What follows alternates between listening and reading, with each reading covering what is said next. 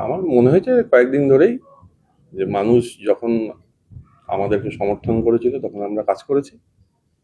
এখন মানুষ যাদেরকে সমর্থন করেছে, যে দলকে, আমার মনে হয় মানুষ যেহেতু তাদেরকেই সমর্থন করেছে তাদেরকে কাজ করতে দেওয়ার সুযোগ দেওয়া উচিত বলে আমার মনে হয়েছে। তাই আমি নিজের জায়গা থেকে নিজে কত বছর ধরে চেয়ারম্যান ছিলেন? আমি 2018-তে চেয়ারম্যান হয়েছি, আর তার আগে 2010 থেকে কাউন্সিলর ছিলাম। মানে এই যে আপনি বলছিলেন যেটা যে আসার সময় আপনার ঘরে বেরোনো নোটিশ মারা, সেই বিষয়টা ইউকে আপনি বলেছেন?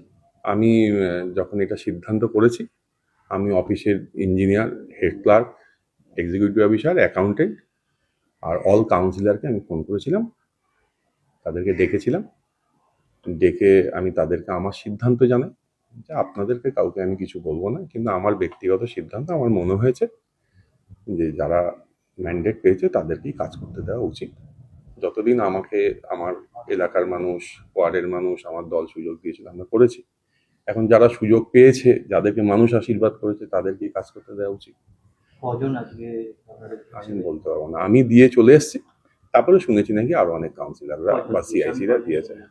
আমি 8-9 জনের কথা শুনেছি। তারাও কি একসাথে আপনার সাথে পদক্ষেপ করেছে? আমি দিয়ে চলে এসেছি ইওকে, বাকি তারা ইওর কাছে দিয়েছে বলে আমি শুনেছি।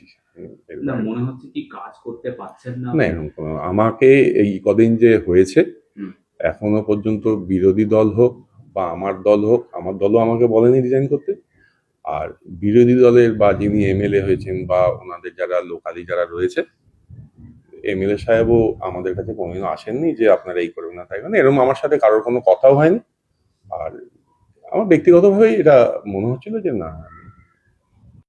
পদত্যাগ আজ কি বলবেন?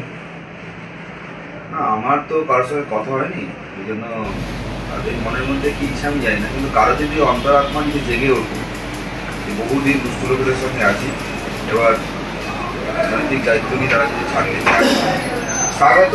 বের হলেও তাদের মনে শুভবুদ্ধি হয়েছে, এটা স্বাভাবিক।